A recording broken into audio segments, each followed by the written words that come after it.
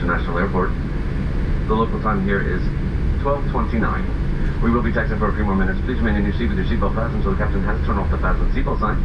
Do not smoke until you found a designated smoking area.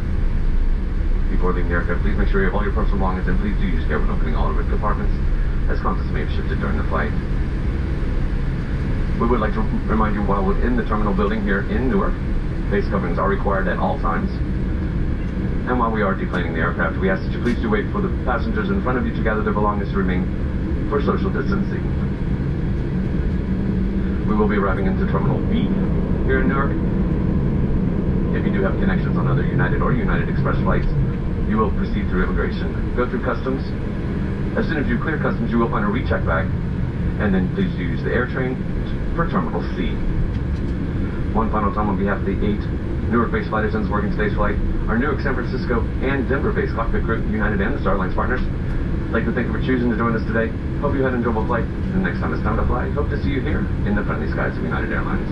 Have an excellent day, and welcome to Newark, New Jersey.